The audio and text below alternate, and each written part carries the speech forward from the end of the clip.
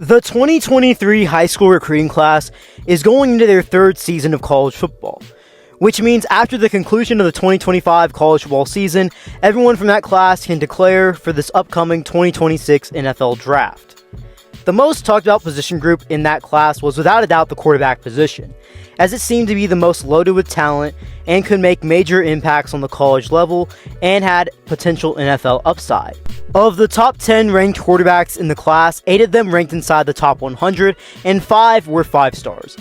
In a class that was heavily publicized by the On3 NIL evaluation and the fact that it seemed to be the first major class in recruiting where NIL offers, whether it be confirmed or rumored, were the catalyst of recruits' news and possible decisions. While the quarterback position, no matter what, is always going to be talked about, the 2023 class seemed different, as it seemed you had a good chance of landing a program-changing quarterback well outside of the top 10. In today's video, I'm going to be examining how the top 10 quarterbacks in this class have panned out to this point in their careers, as now it is becoming make it or break it time for some, while others are starting to hit their stride. It is also worth noting that I will be using the 24/7 Sports composite rankings for the video. Before I talk about the top 10 quarterbacks in the class, I want to bring up some notable quarterbacks that were actually in this class rated outside of the top 10, which include 4 stars Lenoris Sellers, Sam Levitt and Marcel Reed, 3 stars Gio Lopez and Anthony Colandrea, and 2-star Darian Mensah. Austin Novosad was the number 126 player in the class and number 10 overall quarterback, coming out of Dripping Springs High School. In his high school career, he threw for 8,983 yards, 114 touchdowns, compared to only 18 interceptions in 33 games played.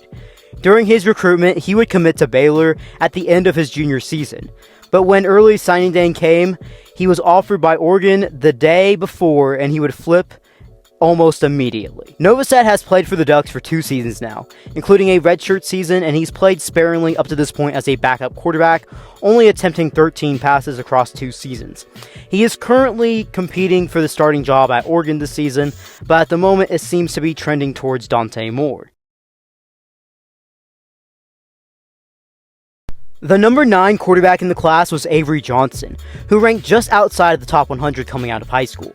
During his high school career, he showed that he was arguably the best dual-threat quarterback in this class, rushing for nearly 2,000 yards in his last 2 seasons of high school football, while also passing for a total of 5,318 yards and a total of 86 touchdowns between his junior and senior seasons. His recruitment was relatively simple. He had some top schools after him, but being a Kansas native, K-State had the upper hand and ultimately landed him. As a true freshman, Avery appeared in 8 games for the Wildcats, where he would play in certain moments during the season and even started their bowl game. As a freshman, he threw for 479 yards with 5 touchdowns through the air compared to 0 interceptions, while being effective on the ground, rushing for 296 yards, averaging nearly 6 yards a carry and 7 touchdowns. In his first season as a starter, Avery played well, leading K-State to a 9-4 record, while accounting for a total of 3,317 yards, 25 touchdowns in the air, along with 7 on the ground compared to only 10 interceptions. The biggest knock on Avery this past season was consistency in the pass game. As some games, he would be on it, while others, he would struggle to complete 60% of his passes, often completing near the 50% mark.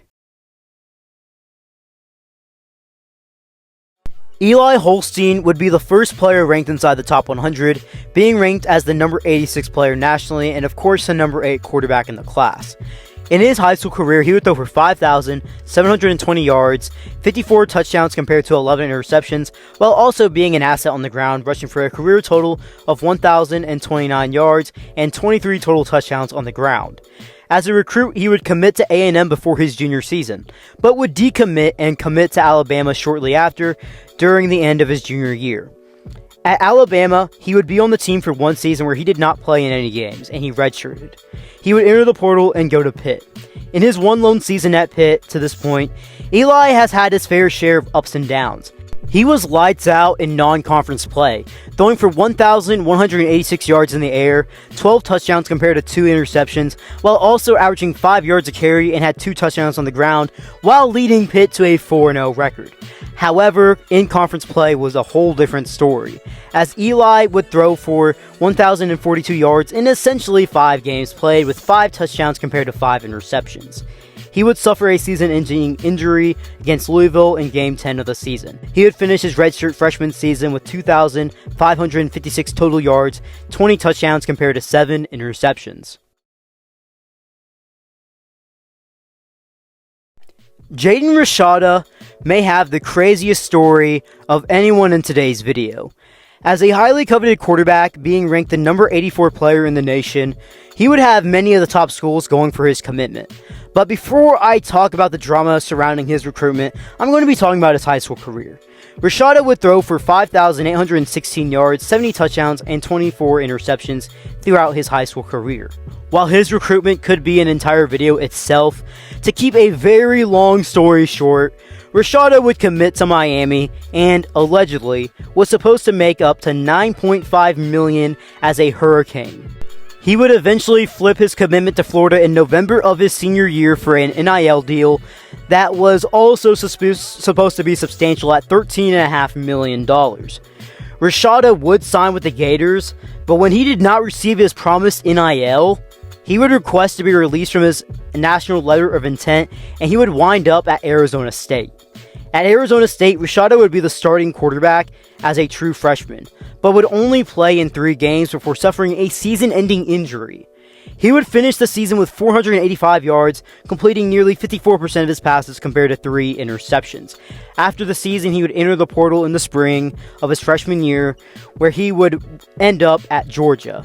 At Georgia this previous season, he did not play, and would ultimately enter the portal for a second time in his career, where he would wind up at Sacramento State for his 3rd school in 3 years. It will be interesting to see the rest of Rashada's career, as hypothetically he could have 4 more years of eligibility. Christopher Vezina would be ranked as the number 75 player nationally, where in his high school career, he would throw for 5,069 yards, completing 64% of his passes, and having 43 touchdowns in the air compared to 19 interceptions, while also being a factor on the ground with 26 total career touchdowns. Christopher Vezina has been a backup quarterback for Clemson the last 2 seasons, including 1 season where he was a redshirt. He will be a backup again this season behind Cade Klubnik. It is expected he will be competing for the starting job in 2026. Malachi Nelson is the first 5-star I will be talking about in today's video, as in high school he ranked as the number 11 player in the nation. In high school, Malachi would throw for 7,984 yards, 105 passing touchdowns compared to only 21 interceptions. As a recruit, he would originally commit to Oklahoma before his junior season, but would later decommit and follow Lincoln Riley to USC. Malachi has now played in 2 college football seasons to this point, where he has been a backup in both of them. He only appeared in 1 game as a Trojan before transferring out at season's end, and he was at Boise State this past season where he lost the starting quarterback battle and would be a backup the entire season, playing sparingly in 3 games. He would enter the portal for a second time, and now Malachi is at UTEP, where he is expected to be the starter. Jackson Arnold would rank as the number 8 player, and out of all the players in today's video, he probably had the biggest rise as a recruit, as Arnold started as the number 233rd player in the nation when he first became ranked in the composite rankings, and in his high school career, he would throw for 7,537 yards with 67 touchdowns compared to only 8 interceptions, while also being a big threat on the ground, rushing for a career total of 1,807 yards with 38 touchdowns on the ground, playing some tough competition in Texas. He would also be the Gatorade Player of the Year and Elite 11 MVP for his class. As a recruit, he would commit and sign with Oklahoma. At Oklahoma, Arnold would have to wait his turn to become the guy, as Dylan Gabriel was the starter during his freshman season, but he did not redshirt because of the amount of games he played in. As his lone season as a starter at Oklahoma, Arnold and the Sooner offense would struggle as a whole. To give Arnold some grace, he did play in an offense that had an unreal amount of injuries before the season even began, but even then, Arnold still struggled himself. even being benched for the backup quarterback at one point. He would finish the season with 1,421 yards, 12 touchdowns compared to 3 interceptions, while completing 62% of his passes. He was still a threat on the ground with 444 total yards and 3 touchdowns. He would enter the portal at season's end and is now at Auburn, where he was named the starting quarterback. Dante Moore would be ranked as the number 4 player in the nation, and in high school, he would throw for 9,880 yards with 135 touchdowns compared to only 20 interceptions. As a recruit, he would originally commit to Oregon, before later flipping to UCLA. He became the highest rated quarterback to ever go to UCLA. Before long, he would also be the first ever freshman to start a season opener for the Bruins. Dante Moore would hit the ground running, being 3-0 in his first 3 starts, throwing for 615 yards, 7 touchdowns compared to only 1 interception. However, in the next 3 games, Dante Moore would struggle, as UCLA would drop all 3 games and hit a 3-game skid, and Dante Moore would only complete 45% of his passes with 3 touchdowns and 6 interceptions in that time span. After this, Dante Moore would be benched, until he would start the last regular season game for UCLA, where he threw for 266 yards with 1 touchdown and 2 interceptions. Dante Moore would enter the portal after his freshman campaign, where he threw for 1,610 yards, 11 touchdowns, and 9 interceptions. He would transfer to Oregon, and he redshirted in 2024, and seems to be the odds favorite to start in 2025. Nico was rated as the number 3 player in the nation, and in his high school career, he would throw for 5,234 yards, 75 touchdowns compared to 7 interceptions, while also being a quarterback that could use his legs, rushing for a career total of 574 yards and 10 touchdowns.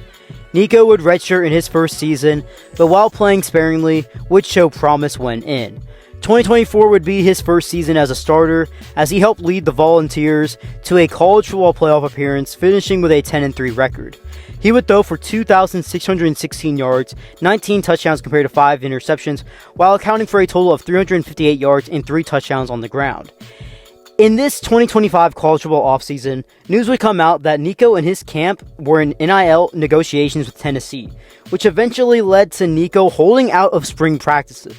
The 2 parties would never agree to a restructured deal, as Tennessee would move on from Nico, and Nico in turn would enter the portal, where despite rumors of the nearly double NIL deal that he was seeking for Tennessee, no teams in the market would be offering it to him, and soon he would ultimately wind up at UCLA, where his current deal is less than the one he left. The final player in today's video would be ranked as the number 1 player in the class. That player is none other than Arch Manning. Arch Manning would have a record-breaking career at Isidore Newman High School, throwing for a career total of 8,539 yards, 115 touchdowns compared to 19 interceptions, while also rushing for a career total of 748 yards and 19 touchdowns. In his recruitment, where many of the top schools would fight for his commitment, Arch would end up committing and signing to Texas. In his last 2 seasons at Texas, to this point, Arch has been a backup to Quinn Ewers, redshirting in his first season, only playing in 2 games, but in 2024, he would start in 2 in place of an injured Quinn and play in a total of 10 games. In the 2024 season, he would throw for 939 yards, 9 touchdowns in the air compared to 2 interceptions, while also accounting for 4 touchdowns and completing nearly 65% of his passes. Arch will be the starter for Texas going into the 2025 season, where many think he is a Heisman contender and could possibly be the first pick in the 2026 NFL Draft. While this class still has a lot of time left for these 10 quarterbacks to ingrain themselves into college football history as big-time players, to this point, some have seen it as underwhelming. But like I just said, there is still a lot of time left for these 10 quarterbacks. While some may be fighting for redemption, others are finally getting their shot to take over, or will be looking at taking that next step in their game after a good season. There is still a lot of time left for all these 10 quarterbacks to make a name for themselves. Will it happen? Time will tell. Well guys, if you made it this far in today's video, drop something down in the comment section below what videos you want to see in the future. And before you head out, don't forget to like and subscribe. B. Kelly out.